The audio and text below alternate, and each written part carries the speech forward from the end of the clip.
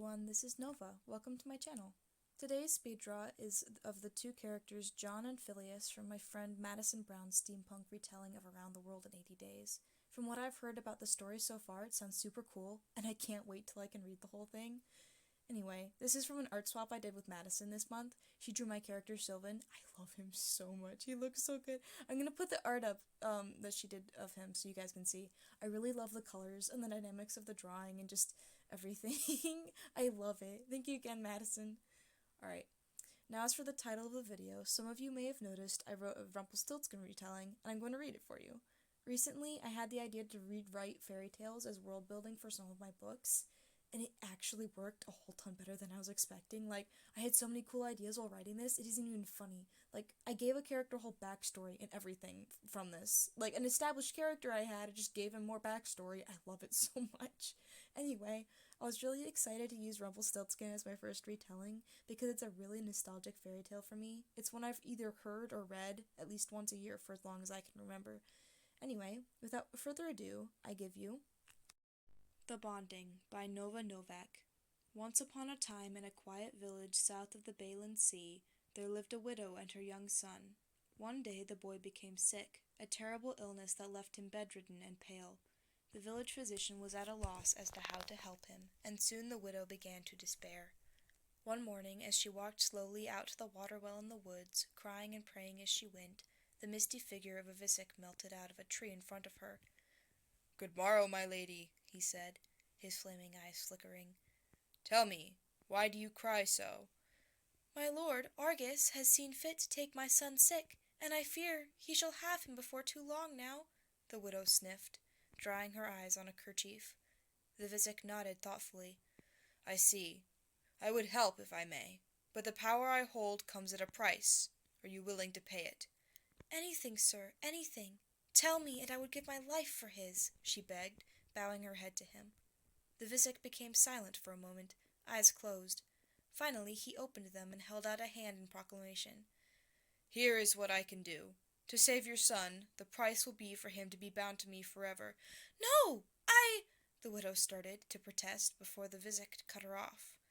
Unless you can find and proclaim my full name before the third sun sets."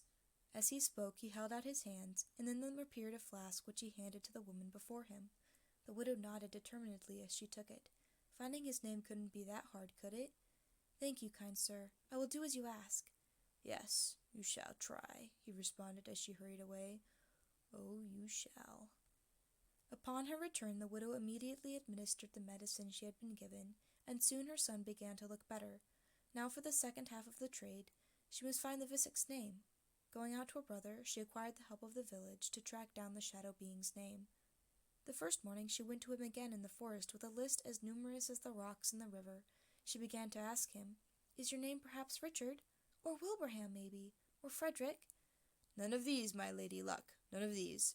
Perhaps tomorrow you shall have it," the Visik responded, billowing arms crossed before him as he studied her. She went again to her village, and the next day returned with an even longer list. Once again she began to query for his name, asking, "Perhaps Henry? Or Guy? Or Lester?"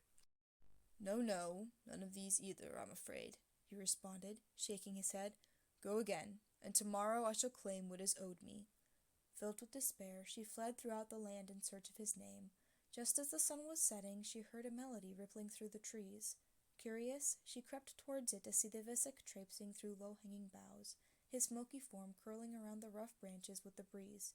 After a moment, his voice reached her as he sang, "Today I weep, tomorrow yearn. Next I claim what life has spurned. Ha! Glad am I, no soul did see, that Fairytale I be." Immediately upon hearing this, she fled from his woods back to her home, secure in the thought that the next day her son would be healthy and free again, and all would be right once more. The next morning the Visik came for the last time to speak to the widow. "Well, have you found out my name?" She began by asking, "Is it Martin? Or Zane? Or perhaps it is Fairytale?" The Visik's body shuddered at the name, its smoky edges curling and billowing angrily as his eyes flared. "Surely that is my name, woman. As promised, you have your son and his health, but hear me. This shall not be the last time we speak, widow. and as he spoke, his body convulsed, flaring outward before suddenly it disappeared. With a shudder and a nervous laugh, the woman returned to her home, where she found her son, a bright, painful-looking mark seemingly seared into the skin of his forearm that looked eerily like Fairytale Ceratoskin's smoky tail. The end. And that's it. Hope you guys enjoyed. I had a lot of fun writing it. Like I said, Rumpelstiltskin's one of my favorite fairy tales, just because of the nostalgia, honestly. It's kind of a really weird fairy tale. For anyone who's read it, I know there are a whole ton of different versions, but when I was doing the research for writing this, I had completely forgotten how it ended. But you know how the queen sends out all the people and finds Rumpelstiltskin's name, and then she gives it to him? I forgot Rumpelstiltskin's reaction to that, because the story that I've heard the most was, I guess maybe a bridge, I don't know. He gets thrown into the dungeon. In the book that I read the fairy tale from, he got so upset, he stomped his right foot into the ground, grabbed his left leg, and literally tore himself in half. Like, that's a bit insane. I don't know what's going on. Anyway, have some art of Sylvan, and I'm gonna put a little close up here as a little surprise. This is Fairytale Ceratoskin. You all might know him as Felix. I might not have actually gone into detail of that, but yeah, no, that's Felix.